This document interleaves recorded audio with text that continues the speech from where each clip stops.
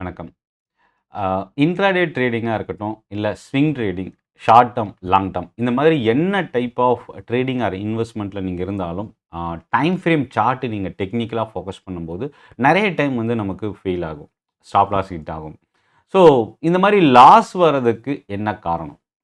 Time frame சார்ட்ட வந்து நம்ம சரியா பயன்படுத்தல அப்படின்றதும் ஒரு காரணமா பார்க்கலாம். ஸோ அப்ப எந்த மாரி டைம் ஃப்ரேம் நம்ம யூஸ் பண்ணணும்? இன்ட்ராடே ட்ரேடிங்க்கு வந்து பார்த்தீங்கன்னா, ஒரு சிலர் 5 நிமிஷம் இல்ல 15 நிமிஷம் யூஸ் பண்ணுவாங்க. அந்த 5 நிமிஷம் சார்ட்ட எடுத்துக்கிட்டு சிக்னல் ஜெனரேட் ஆகும்போது டைரக்ட்டா பை போவாங்க, செல் போவாங்க, ஸ்டாப் லாஸ், டார்கெட் இந்த மாரி நம்ம பிளேஸ் பண்ணுவோம். இது நெறைய டைம்ல வந்து பார்த்தீங்கன்னா, நமக்கு ஃபெயில் ஆகறதுக்கான சான்சஸ் இருக்கு. ஸோ அப்ப எங்க வந்து மிஸ்டேக் நடக்குது? முக்கியமான விஷயம் என்னன்னா, 4 hour time frame, hourly time frame, 15 நிமிஷம் டைம் ஃப்ரேம். இத 3த்தையும் சேர்த்து தான் நம்ம மார்க்கெட்ட அனலைஸ் பண்ணணும். முதல் விஷயம் என்ன அப்டின்னா, மல்டி டைம் ஃப்ரேம் அனாலிசிஸ். இது ரொம்ப ஒரு பெரிய விஷயம். பெரிய ஒரு தியரியே இருக்கு. இத மல்டி டைம் ஃப்ரேம்ன்றத லேர்ன் பண்றதுக்கு. பட் ரொம்ப சிம்பிளா நீங்க இன்ட்ராடே ட்ரேடிங்க்கோ இல்ல ஒரு பொசிஷனல் ஷார்ட் டெர்ம் ஸ்விங் ட்ரேடிங்க்கோ யூஸ் பண்றதுக்கான ஒரு சில சீக்ரெட் ஸ்ட்ராட்டஜிஸ் நான் சொல்றேன். ஃபர்ஸ்ட் விஷயம் என்னன்னா, ஹையர் டைம் ஃப்ரேமை பொறுத்தவரைக்கும் டைரக்ஷன் நீங்க ஐடென்டிஃபை பண்ணலாம். அதுக்கப்புறம் லோயர் டைம் ஃப்ரேம் பொறுத்தவரைக்கும் நீங்க ட்ரெண்ட் ஐடென்டிஃபை பண்றதுக்கும், என்ட்ரி எக்ஸிட்ட சூஸ் பண்றதுக்கும் ஹெல்ப் பண்ணும். ஸோ இப்போ 4 ஹவர் டைம் ஃப்ரேம்ல வரலாம். 4 ஹவர் டைம் ஃப்ரேம்க்கும் இன்ட்ராடே ட்ரேடிங்க்கும் என்ன சம்மந்தம் இருக்கு அப்படின்னு நெறைய பேர் கேட்பாங்க. 4 மணி நேரத்துக்கு ஒரு கேண்டில் ஜெனரேட் ஆகும்.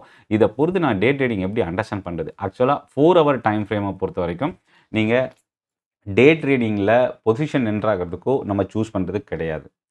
ஓவராலா மார்க்கெட் ட்ரெண்ட் எப்படி இருக்குன்றத ஃபர்ஸ்ட்டு நம்ம தெரிஞ்சுக்கணும். அதாவது 4 மணி நேர கேண்டில் ஸ்டிக் சார்ட் டைம் ஃப்ரேம வச்சு நீங்க ஓவரால் மார்க்கெட் ஸ்ட்ரக்சர் என்ன அப்படின்றத ஃபர்ஸ்ட்டு அண்டர்ஸ்டாண்ட் பண்ணிக்கணும். ஸோ மார்க்கெட் டைரக்ஷன் என்னன்னு தெரிஞ்சதுக்கப்புறம் மெயின் பயாஸ் அதாவது புல்லிஷ்ல இருக்கா? இல்ல பேரிஷ்ல இருக்கா? 4 மணி நேர டைம் ஃப்ரேம்ல புல்லிஷ்ல இருந்தா என்ன? பேரிஷ்ல இருந்தா என்ன? நம்ம இன்னைக்கு இன்ட்ராடேல 5 நிமிஷம் டைம் ஃப்ரேம்ல எங்க பை சிக்னல் வருது? இப்படி தான் நமக்கு ஒரு கேள்வி இருக்கும். பட் ஆனா லார்ஜர் டைம் ஃப்ரேமோட ட்ரெண்டு, ஷார்ட்டர் டைம் ஃப்ரேமோட ட்ரெண்ட இன்ஃப்ளூயன்ஸ் பண்றதுக்கோ, இல்ல டாமினேட் பண்றதுக்கோ வாய்ப்பு இருக்கு. ஸோ அப்ப என்னன்னா, 4 ஹவர்ஸ்ல இன்னொரு அட்வான்டேஜ் என்னன்னா, சப்போர்ட், ரெசிஸ்டன்ஸ் லெவல் என்னன்றத அண்டர்ஸ்டாண்ட் பண்ணிக்கலாம். இதுக்கு அடுத்தது சப்ளை ஜோன் எங்க ஸ்டார்ட் ஆகுது? இல்ல சப்ளை ஜோன் எப்படி இருக்கு? டிமாண்ட் ஜோன் எப்படி இருக்கு? சப்ளை அண்ட் டிமாண்ட எப்படி எங்க டாமினேட் பண்ணுது? இத ஈஸியா தெரிஞ்சுக்கிறதுக்கு அண்டர்ஸ்டாண்ட் பண்ணலாம். இது எப்படி நம்ம தெரிஞ்சுக்கலாம் அப்படின்னா, ஹையர் ஹை தொடர்ந்து ஃபார்ம் ஆகுது. அதே மாதிரி அ lower high, lower low form ஆகுது. புல்லிஷ்ல இருக்கும்போது ட்ரெண்ட் வந்து இப்போ நீங்க 4 மணி நேரம் டைம் ஃப்ரேம் சார்ட் வச்சுட்டு புல்லிஷ்ல இருக்கு அப்படின்னா, ஹையர் ஹை அதாவது ப்ரீவியஸ் ஹைய மறுபடியும் உடைச்சு மறுபடியும் இன்னொரு ஹை போகும். அப்புறம் அந்த ஹைய உடைச்சு இன்னொரு ஹை போகும். இதுதான் வந்து புல்லிஷ் பயாஸ் அப்படின்னு சொல்லுவோம். அதே மாரி லோயர் ஹை இதுக்கு முன்னாடி இருந்த லோவ உடைச்சு மறுபடியும் கீழ வரும். மறுபடியும் பவுன்ஸ் பேக் ஆனாலும் ப்ரீவியஸ் லோவா உடைக்கும். ஸோ அப்ப இந்த ட்ரெண்ட் வந்து ஒரு பேரிஷ் பயாஸ் அப்படின்னு சொல்லுவோம். இத பேஸ் பண்ணி நம்ம முதல்ல மார்க்கெட் ஸ்ட்ரக்சர் என்னன்றத தெரிஞ்சுக்கலாம். அடுத்தது 4 ஹவர் புல்லிஷ்ல வந்து பை பண்றதுக்கு தான் நம்ம ஃபர்ஸ்ட்டு டிசைட் பண்ணணும். பை பண்ண போறோமா? இல்ல செல் பண்ண போறோமான்றது தான் ஃபர்ஸ்ட்டு டிசைட் பண்ணணும். அதுக்காக உடனே பை பண்றது இல்ல.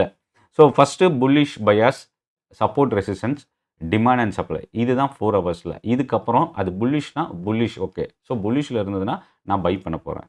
இப்போ அதுக்கு அடுத்த ட்ரெண்ட் வரும். Hourly time frame. Hourly time ஃப்ரேம்ல தான் மார்க்கெட் ஸ்ட்ரக்சர் என்ன?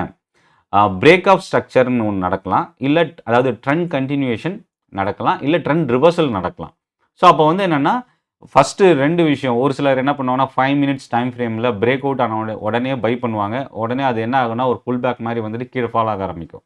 ஸோ அப்ப அது ஏன் இறங்குச்சு? எதனால ஃபால் ஆச்சு? நமக்கு எதுவுமே தெரியாது. நம்ம ஸ்டாப் லாஸ் ஹிட் ஆயிட்டு நம்ம எக்ஸிட் ஆயிடுவோம்.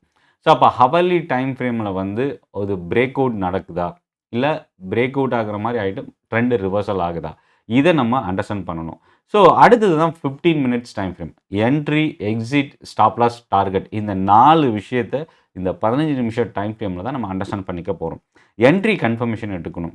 ஸோ இதில வந்து என்னன்னா, நீங்க என்ட்ரி போறதுக்கு முன்னாடி ஸ்டாப் லாஸ முதல்ல டிஃபைன் பண்ணணும். டார்கெட்ட டிஃபைன் பண்ணணும். ஸோ ரிஸ்க் ரிவார்ட் ரேஷியோ எவ்வளோ?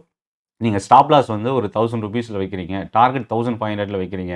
ஸோ அப்போ என்னோட பிளான், என்னோட ட்ரேடிங் செட்டப்க்கு இந்த 1000, 1500 ஸ்டாப் லாஸ் அண்ட் டார்கெட் வந்து எனக்கு மேட்ச் ஆகுமா? அப்படின்றத நீங்க ஃபர்ஸ்ட் அண்டர்ஸ்டாண்ட் பண்ணிக்கணும். அதே மாரி பெர்ஃபெக்ட் டைமிங் எக்ஸிகியூஷன்.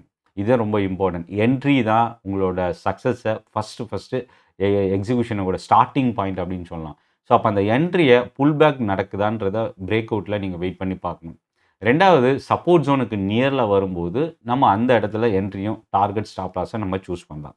இப்போ எக்ஸாம்பிள் வந்து பார்த்தீங்கன்னா, நிஃப்டி எடுத்துக்கிட்டோம். நிஃப்டியோ இல்லை பேங்க் நிஃப்டியோ இல்லை ஸ்டாக்கோ ஏதோ ஒன்று எடுத்துக்கிட்டோம் அப்படின்னா, ஹையர் ஹை, ஹையர் லோ எது ஃபார்ம் ஆகுதுன்றதை தெரிஞ்சுக்கிட்டு, அதிலேருந்து இது ட்ரெண்ட் புல்லிஷா இல்லை பேரிஷான்னு அண்டர்ஸ்டாண்ட் பண்ணணும். அதுக்கப்புறம் 15 மினிட்ஸ் ஹவர்லி இது 2 தான் நமக்கு வந்து இங்கே யூஸ் பண்ணணும். ஸோ பிரேக் அவுட் நடக்குதா? இல்லை ட்ரெண்ட் ரிவர்சல் ஆக போகுதா? பிரேக் அவுட் ஆனதுக்கப்புறம் ஒரு புல் பேக் வருமா? இதை நம்ம அண்டர்ஸ்டாண்ட் பண்ணிக்கிட்டு 15 மினிட்ஸில் சப்போஸ் புல் பேக் ஆகுது அப்படின்னு எடுத்துக்கிட்டால் கூட ஒரு ஹையை உடைச்சிட்டு மறுபடியும் ஒரு லோ வரும்போது நீங்கள் 20 இஎம்ஏவோ இல்லை 50 இஎம்ஏவோ வச்சு அந்த இடத்துல மறுபடியும் ஒரு புல் பேக் டவுன் வரதை சப்போர்ட்டாக எடுத்துகிட்டு திரும்பும். ஸோ அப்போ அந்த லெவலை வந்து நம்ம என்ட்ரி போகிறதுக்கு சூஸ் பண்ண முடியும். ஸோ இப்போ இதில் காமன் மிஸ்டேக்ஸ்லாம் என்னென்ன இருக்கும் அப்படின்னா, 15 நிமிஷம் டைம் ஃப்ரேம் நம்ம யூஸ் பண்ணும்போது 4 ஹவர்ஸை வந்து நம்ம அண்டர்ஸ்டாண்ட் பண்ணிக்க மாட்டோம். 4 ஹவரில் பேரிஷ் ட்ரெண்டில் இருந்து 15 மினிட்ஸில் புல்லிஷ் ட்ரெண்ட் வந்தால் என்ன செய்கிறது? அந்த இடத்துல நம்ம வந்து வெயிட் பண்ணணும். பை பண்ணுறது ரிஸ்க் அதிகமாக இருக்கிறதுக்கு சான்சஸ் இருக்குது. அதே மாதிரி ஹையர் டைம் ஃப்ரேமில் இருக்கிற பொசிஷனுக்கு ஆப்போசிட்டில் பொசிஷன் எடுக்கக்கூடாது. ஹையர் டைம் ஃப்ரேமில் புல்லிஷாக இருந்து நீங்கள் என்ட்ரி போகிற பொசிஷன் பேரிஷில் எடுத்தீங்க அப்படின்னா அது ரிஸ்க் அதிகமாகிறதுக்கு சான்சஸ் இருக்குது. அதே மாதிரி multiple sector, multiple indicators, strategies இந்த மாதிரி நம்ம இம்ப்ளிமெண்ட் பண்ணி நம்மளோட trading செட்டப்பை confuse பண்ணிக்கக்கூடாது.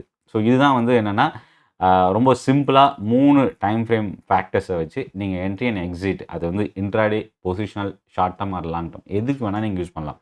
4 hour, hourly chart, 15 minutes. ஒரு சிலர் நீங்கள் இன்னும் கொஞ்சம் டீட்டெயிலாக நான் ட்ரில் ஒன் பண்ண போகிறேன் அப்படின்னா 5 நிமிஷம் டைம் ஃப்ரேமையும் அடிஷ்னலாக நீங்கள் யூஸ் பண்ணிக்கலாம். இந்த வீடியோ பற்றின உங்களோட ஃபீட்பேக்கை கமெண்ட்டில் போஸ்ட் பண்ணுங்கள். எந்த டைம் ஃப்ரேம் என்ன ட்ரேடிங்க்கு யூஸ் பண்ணணும் அப்படின்றத பற்றி தெரிஞ்சுக்கணும் அப்படின்னா நீங்கள் உங்களோட ஃபீட்பேக், உங்களோட கொஷினை ஃபீட்பேக் கமெண்ட்டில் போஸ்ட் பண்ணுங்கள். நான் உங்களுக்கு டேரெக்டாக மெசேஜ் பண்ணுறேன். இந்த செஷன் யூஸ்ஃபுல்லாக இருந்தால் நீங்கள் லைக் பண்ண மறந்துடாதீங்க. சப்ஸ்கிரைப் பண்ணிட்டு வாட்ச் பண்ணுங்கள். நன்றி, வணக்கம்.